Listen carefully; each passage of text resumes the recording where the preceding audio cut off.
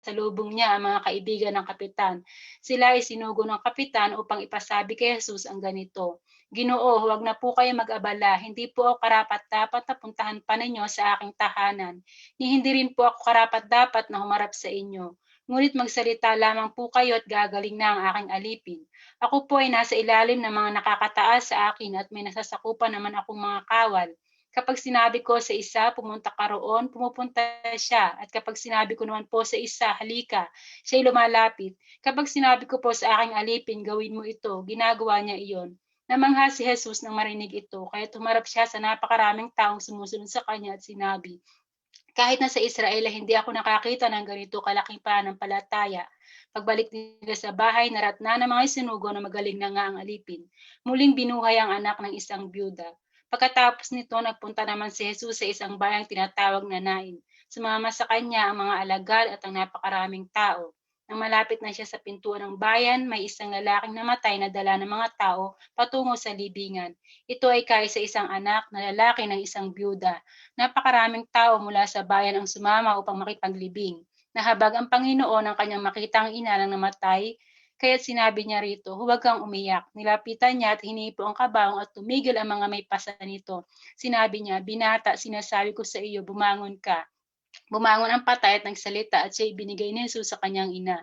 Natakot ang lahat at sila'y nagpuri sa Diyos.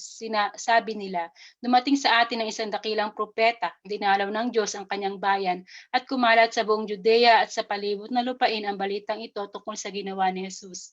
Ang mga sugo ni Juan ang tagapagbautismo. Ibinalita kay Juan ng kanyang mga alagad ang lahat ng mga pangyayaring ito, kaya tinawag ni Juan ang dalawa sa kanila at pinapunta sa Panginoon upang itanong kung siya na nga ang ipinangakong darating o kung maghihintay pa sila ng iba. Pagdating doon, sinabi nila kay Jesus, pinapunta po kami dito ni Juan at tagapagbautismo upang itanong kung kayo na nga ang darating o maghihintay pa kami ng iba.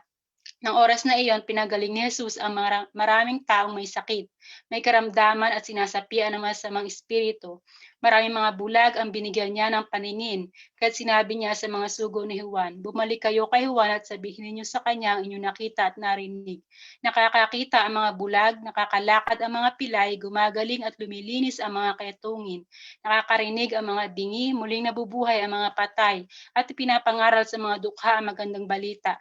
Pinagpala ang taong hindi nag-aalinlangan sa akin. Pagkaalis ng mga sugo, nagsalita sa Jesus sa mga tao tungkol kay Juan.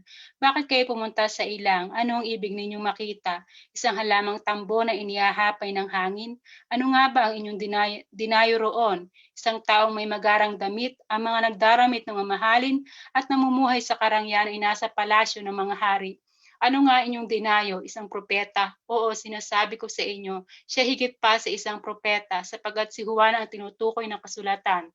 Narito, ipinapadala ko ang aking sugo na mauuna sa iyo upang ihanda ang iyong daraanan. Sinasabi ko sa inyo, wala pang isinilang na mas dakila kaysa kanya, ngunit mas dakila kay Juan ang pinakamababa sa kaharian ng Diyos. Ang lahat ng mga taong nakarinig sa kanya, pati na ang mga maniningil ng buwis ay nagpuri sa Diyos. Ang mga ito'y binautismohan ni Juan, ngunit ang mga Pariseo at ang mga dalubhas sa kautusan ay tumanggi sa layunin ng Diyos para sa kanila sapagkat ayaw nila magpabautismo kay Juan. Sinabi pa ni Jesus, kanino ko maihahambing ang mga tao ngayon? Ano ang nakakatulad nila? Ang katulad nila yung mga batang nakaupo sa palengke at sumisigaw sa kanilang mga kalaro. Tinugtugan namin kayo ng plauta, ngunit hindi kayo sumayaw. Umawit kami ng panaghoy, ngunit hindi kayo umiyak. Sapagkat nang dumating si Juan ang tagapagbautismo, siya ay nag-aayuno at hindi uminom ng alak. At ang sabi ninyo, sinasapian ng demonyo ang taong iyan. Nang dumating naman ang anak ng tao, siya ay kumakain at umiinom, ngunit sinasabi naman ninyo, tingnan ninyo ang taong iyan, matakaw, lasenggo at kaibigan ng mga maniningil ng buwis at ng mga makasalanan. Ngunit ang karunungan ng Diyos ay napatutunayan tama sa pamamagitan ng mga tumatanggap nito. Binuhusan ng pabango ang mga paa ni Jesus. Inanyayahan si Jesus ng isa sa mga Pariseo upang makasalo niya. Pumunta naman siya sa bahay nito at dumulog sa hapag. Sa bayang iyon ay may isang babaeng makasalanan. Nabalitaan niya kumakain si Jesus sa bahay ng Pariseo, kaya't nagdala siya ng pabangong nasa siglang alabastro. Lumapit siya sa likuran ni Jesus sa gawing paanan. Umiyak na binasa niya ng kanyang mga luha ang mga paa ni Jesus. Pinunasan niya ng kanyang sariling buhok, hinalikan at binuhusan ng pabango ang mga paa nito. Nang ito'y makita ng pariseo, nag-anyaya kay Jesus na sabi nito sa sarili, kung totoong propeta ang taong ito, dapat ay alam niya na ang babaeng humahawak sa kanyang paa ay isang makasalanan. Bilang tugon sa iniisip ni Simon, sinabi ni Jesus, Simon, may sasabihin ako sa iyo. Ano po iyon, guro? Sagot niya. Sinabi ni Jesus, may 2 taong may utang sa isang nagpapahiram ng pera. 500 salaping pilak ang inutang ng isa at 50 salaping pilak naman ang sa ikalawa. Nang hindi sila makabayad, kapwa sila pinatawad. Ngayon, sino kaya sa kanila ang higit na magmamahal sa pinagkautangan? Sumagot si Simon, sa palagay ko po'y ang pinatawad sa mas malaking utang. Tama ang sagot mo, tugon ni Jesus. Nilingon niya ang babae at sinabi kay Simon, nakikita mo ba ang babaeng ito? Pumasok ako sa iyong bahay at hindi mo man lamang ako binigyan ng tubig para sa aking mga paa. Ngunit hinugasan siya ng luha ng ang aking mga paa at pinunasan ang mga ito ng sarili niyang buhok. Hindi mo ako hinalikan, ngunit siya mula nang pumasok ay hindi tumigil ng kahalik sa aking mga paa. Hindi mo nilagyan ng langis ang aking ulo, subalit binuhusan niya ng pabango ang aking mga paa. Kaya sinasabi ko sa iyo, malaki ang kanyang pagmamahal sapagkat maraming kasalanan ang pinatawad sa kanya, ngunit ang pinatawad ng kaunti ay kaunti rin ang pagmamahal. At sinabi niya sa babae, pinatawad na ang iyong mga kasalanan. At ang kanyang mga kasalo sa pagkain ay nagsimulang magtanong sa sarili, sino ba itong nangangahas magpatawad ng kasalanan? Ngunit sinabi ni Jesus sa babae, iniligtas ka ng iyong pananampalataya, umuwi ka na. Ang Panginoon ang magdagdag ng pagpapala sa pagkabasa ng kanyang mga salita. Ang Mm. nabasa ko pong verse dito po ay matatagpuan sa verse 29 and 30. Sabi po dito, ang lahat ng mga taong nakarinig sa kanya, pati ng mga maniningil ng buwis, ay nagpuri sa Diyos. Ang mga ito'y binautismuhan ni Juan. Ngunit ang mga pariseo at ang mga dalubhasa sa kautusan ay tumanggi sa layunin ng Diyos para sa kanila sapagkat ayaw nila magpabautismo kay Juan. 'Di ba sa ating pong binasa, yung mga tao po yung mga tao na naniwala sa ipinapangaral ni Juan na sabi doon ni Juan, 'di ba, pagsisihan niyo at talikdan ang inyong mga kasalanan at kayo magpabautismo.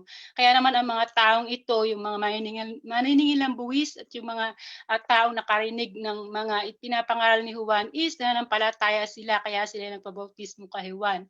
Ngunit yung mga pariseo na mismong sila pa mismo yung mga dalubhasa sa kautusan ay tumanggi sila sa layunin ng Diyos. 'Di ba ano ba yung layunin ng Diyos? Nais ng Diyos na 'di ba ang lahat ng tao is magkaroon ng kaligtasan.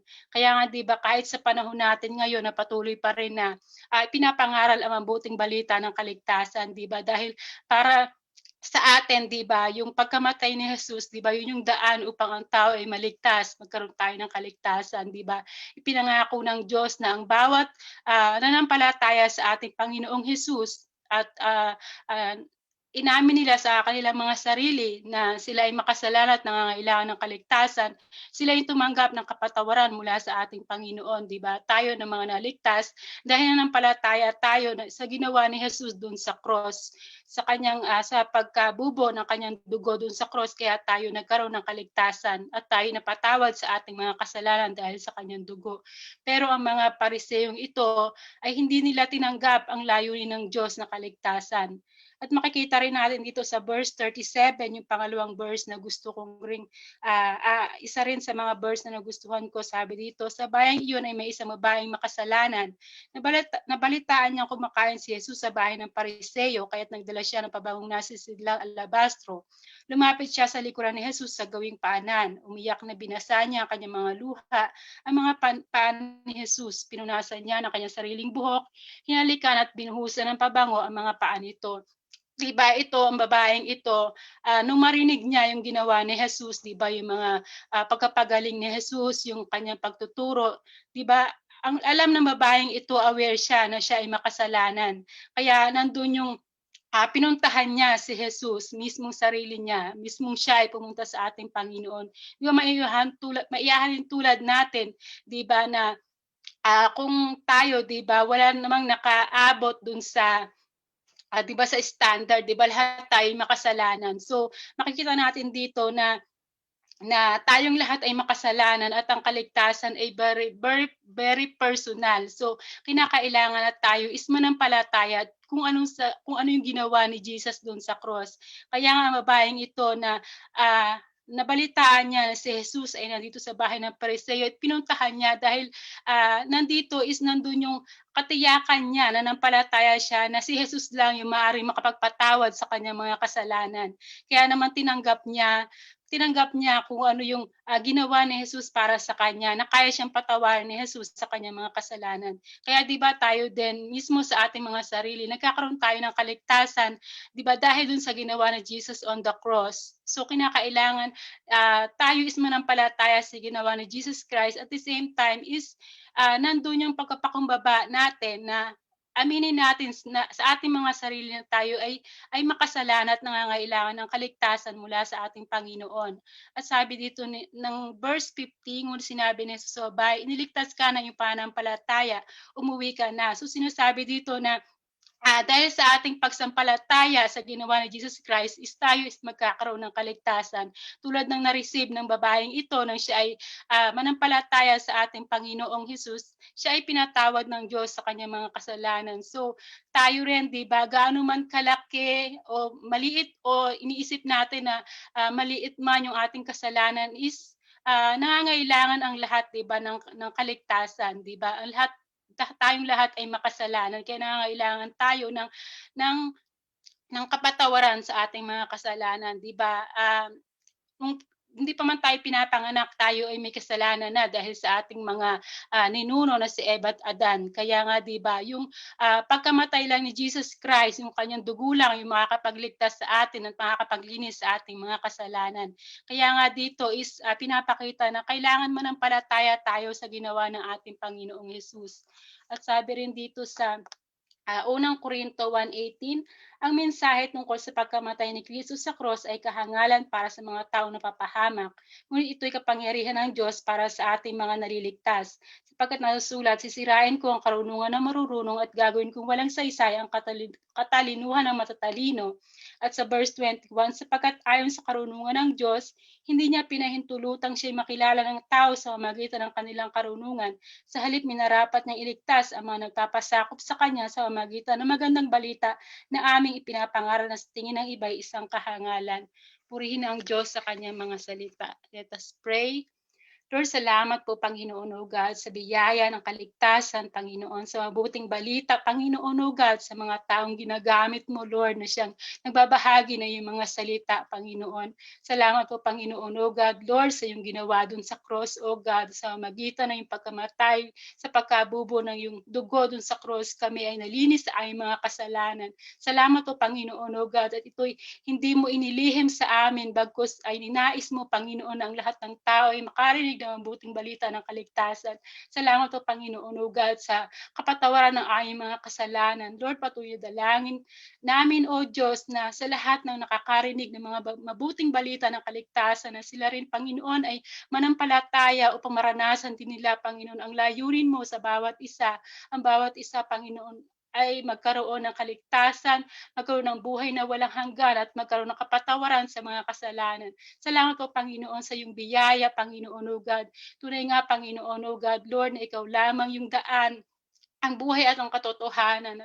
Kaya patuloy namin dinadalangin, O Diyos, na patuloy na hipuin mo ang bawat mga tao, Panginoon, O God, na ang lahat, O God, ay manampalataya sa iyong ginawa doon sa cross at magkaroon sila ng personal relationship sa iyo, O God, upang maranasan namin, Panginoon, O God, ang kaligtasan ito. Salamat po, Panginoon, Lord, sa iyong mga salita. Pagpalain mo po ito, Panginoon, O God, at sa lahat po, Panginoon, Lord God, na patuloy na ginagamit mo, Panginoon, O God, na maipahayag ay iyong mga salita, Panginoon, saan mang sulok ng mundo, Panginoon, O God, ay patuloy, O God, na maabot ang mga tao, Panginoon, O God, na ang lahat ay magkaroon ng kaligtasan, na hindi maging matigas ang kanilang mga puso, bagkus, O God, ang bawat mga salita na kanilang marinig ay kanilang sampalatayanan ang iyong ginawa, Panginoon, doon sa cross. Salamat po sa iyong dugo. Salamat sa kaligtasan. Sa iyo namin ibinibigay ang pinakamataas na puwit, pagsamba at pagluwalhati sa makapangyarihang pangalan ng iyong anak si Jesus. Amen. Amen, amen. Thank you po sa lahat na join sa atin, sa amin, sa chapter a day daily devotion sa 9. And thank you, Sister Sel, for sharing the word today. Salamat po, Pastor. God bless po. God bless. God bless you all.